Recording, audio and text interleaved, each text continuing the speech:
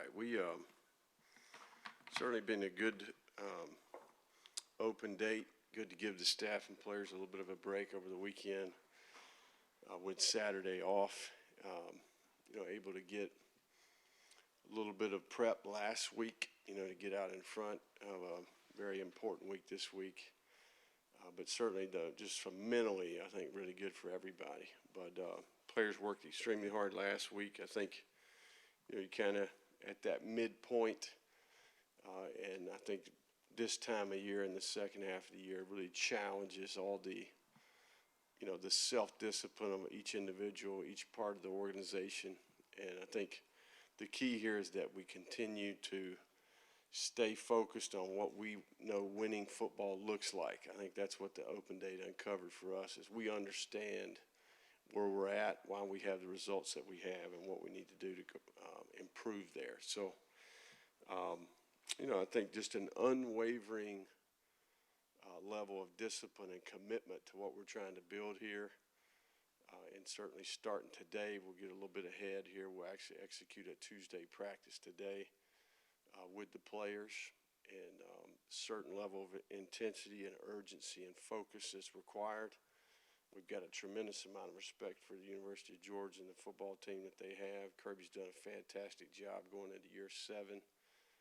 They continue personnel, the identity, a lot of players that we're very familiar with. So, defending national champs and the #1 team in the country, right? So it presents a great opportunity, and certainly understanding the history and the tradition behind this game at the same time. So we look forward to it. What do we got? How dirty did you get your hands on the defensive side of the ball during the bye week, and how much are you maybe getting more involved moving forward? Yeah, no, I think with the way we're built and the way we're put together, the way we operate the entire year, I think I'm getting dirty over there all the time, if that makes sense. We're very intentional about how we put our team together, right? This is not like, hey, you guys handle the defense.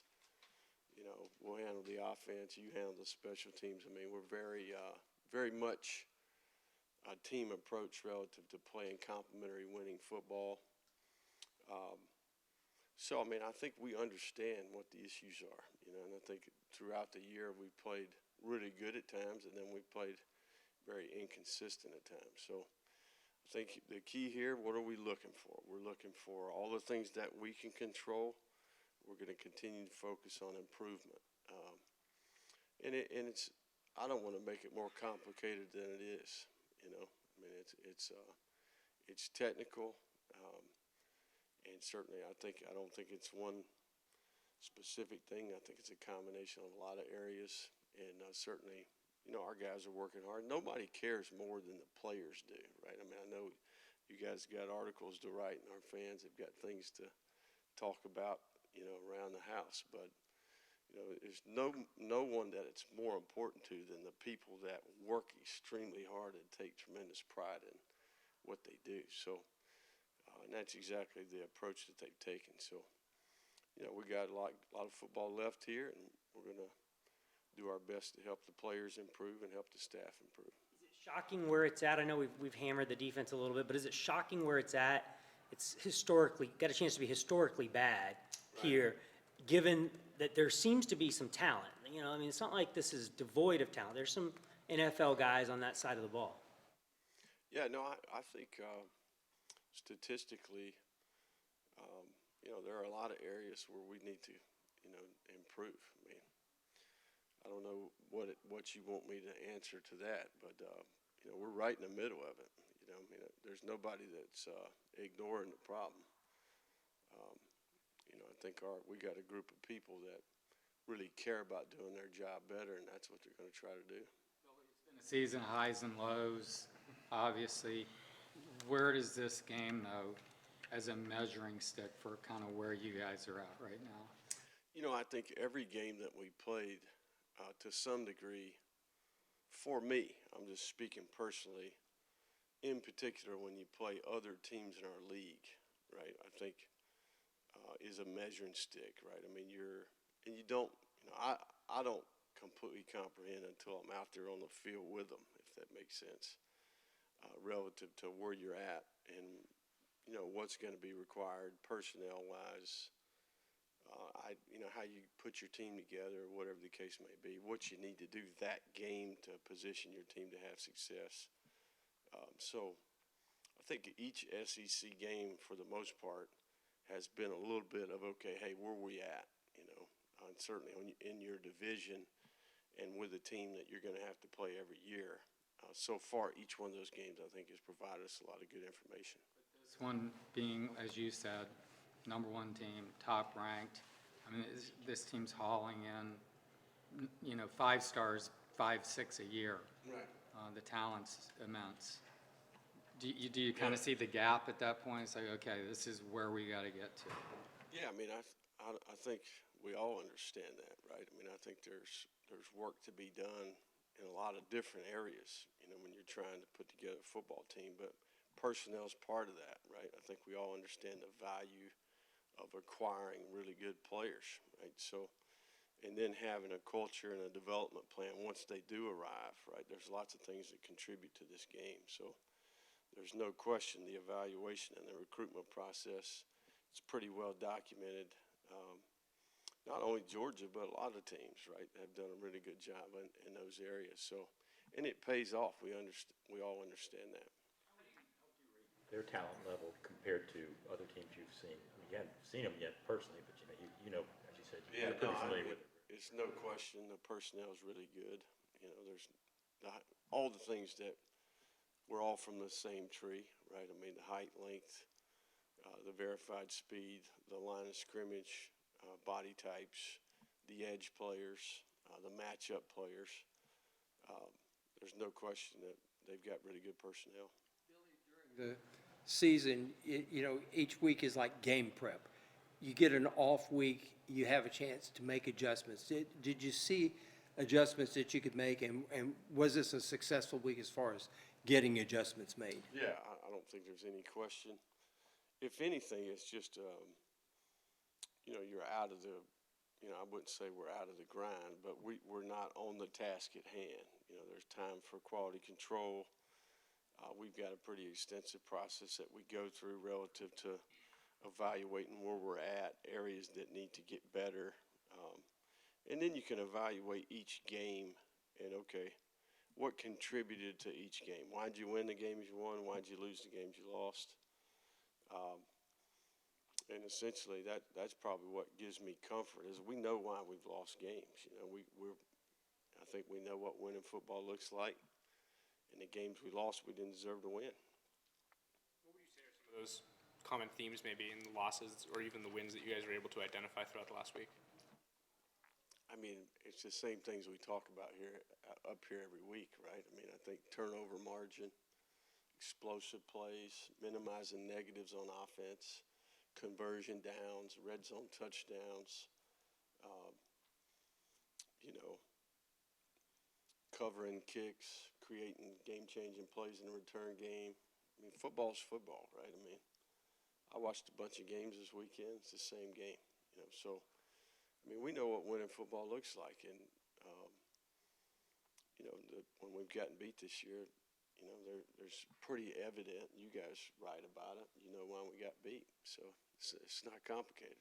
Number one team in the country again. As was before mentioned, a rivalry game. How much do you present this as opportunity, and do you think that can maybe spill over from a motivational standpoint? Yeah, I mean, I don't think anybody that's walking the halls in this building, most everybody understands the things that come with this game. I grew up in the state of Georgia, grew up watching this game. Our players are well aware, right? We've got a good percentage, that have played in this game, and we got another percentage that grew up watching the game, right? So we all understand the history and tradition behind this game. You had more opportunity this past week in terms of recruiting during the open date. Where do you think you guys kind of stand in the 23 class? I know you can't get specifics, but just kind of big picture.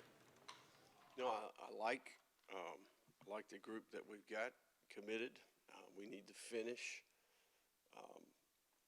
obviously secure the ones we have and then close on a few others, right? So we've worked extremely hard at it, not only the recruitment process, but the evaluation process. So so far so good. A lot of work left to do. Critical about approaching 7 weeks, 8 weeks, something like that. So, I think a lot of that work has been done and will continue to be done. But it's part of our organization where we continue to get better. I think that we've got a lot of people that are getting more familiar with the product that we have here. We're getting more efficient with our time. We got a lot of new people. It's not just 23s, but it's 24s, it's 25s. I mean, you got extensive work around the clock every phase of the year, right? So all those people are taking a lot of pride in their role and certainly have been effective so far. Billy, on that note, what are your thoughts on players reclassifying? Is there certain positions where that's easier, and what are those conversations like with kids that might be considering that? Yeah. It's hard to believe that that's the case, but I think there's a handful of players out there that are capable.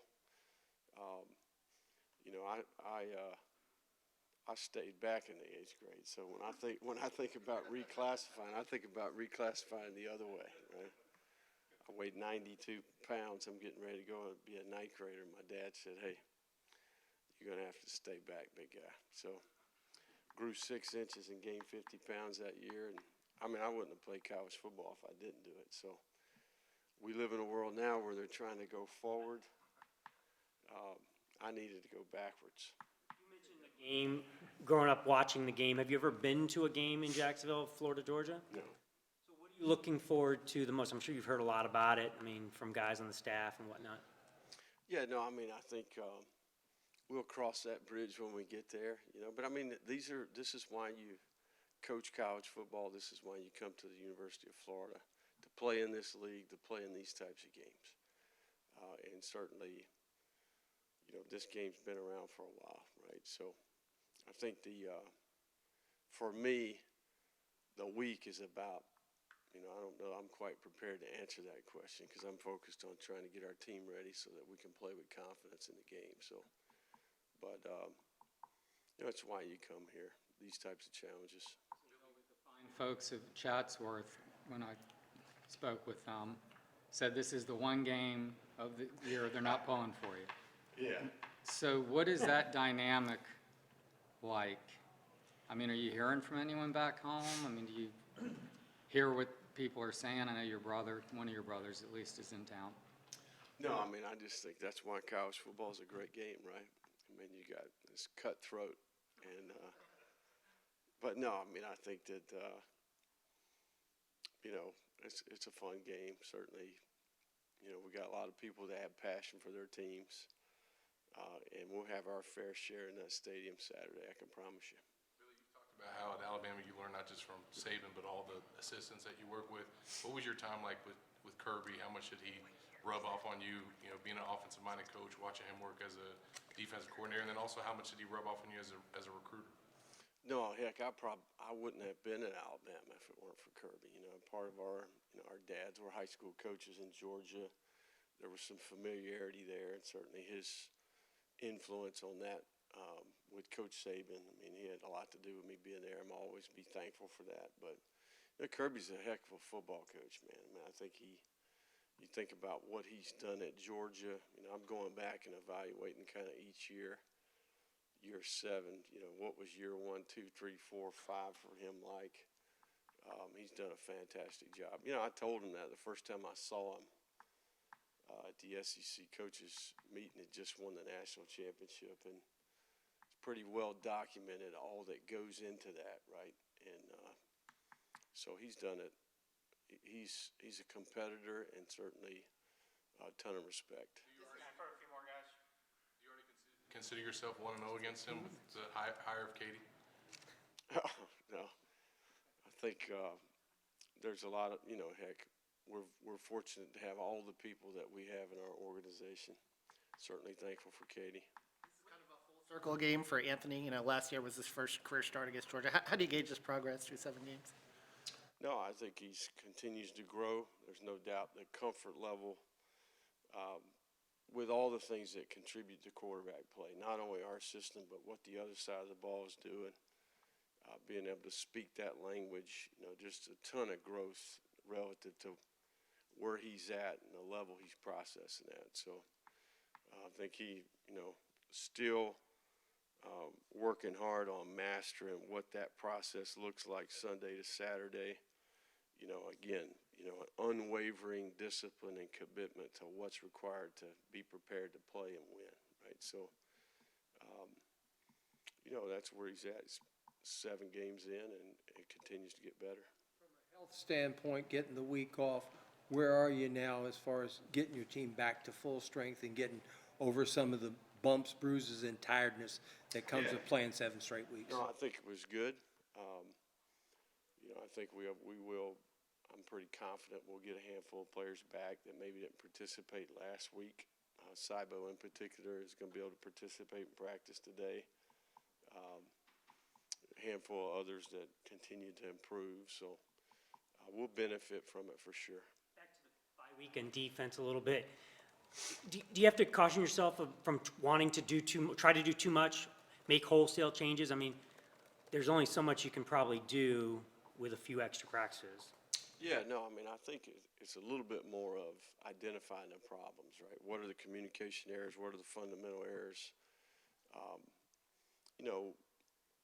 Conceptually, what's been good, what's not been good, and then you take a holistic, okay, hey, let's look at the big picture in some of these areas where we need to improve.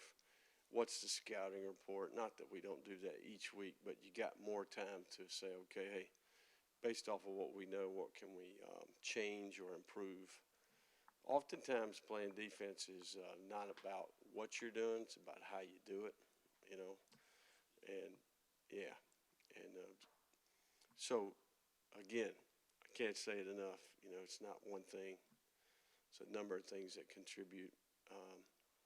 We've been through this before, right? We inherited a similar situation in the past.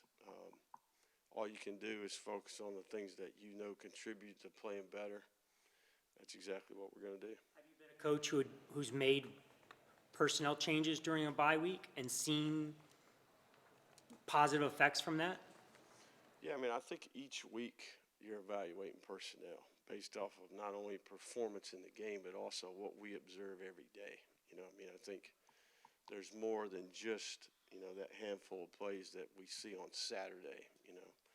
What is each individual like, from a self-discipline standpoint, how they're living their life, what's their approach in the weight room and the training room, every meeting, walkthrough, practice rep that they take. We've spent a lot of time with these guys. So I think that's always very fluid and we're rewarding what we see. There's a number of players that have benefited from doing it the right way. One subplot of this week, and they put out a press release today about it, is will it eventually move? You know that whole story. Right. Kirby's concern is that he loses a recruiting weekend. Right. Is that a concern for you, just looking down the road? How do you lose much by playing a game in Jacksonville, recruiting-wise, you think? I think, the big thing here is that, I think maybe for the first time this year, the home team gets tickets maybe. I think we've come to an agreement there.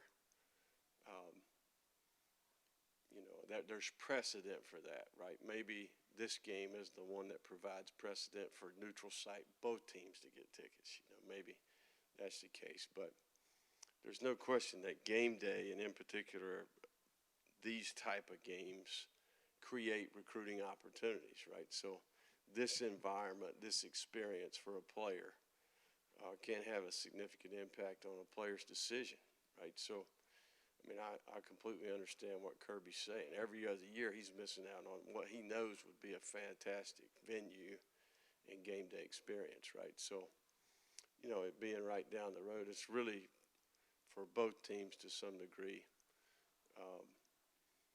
There's some advantages and disadvantages here, but I think we'll continue to put our heads together, not only the coaching staffs, but the administrations, But, you know, this has been game, I think 1933, right? It's been played in Jacksonville. So it's a lot of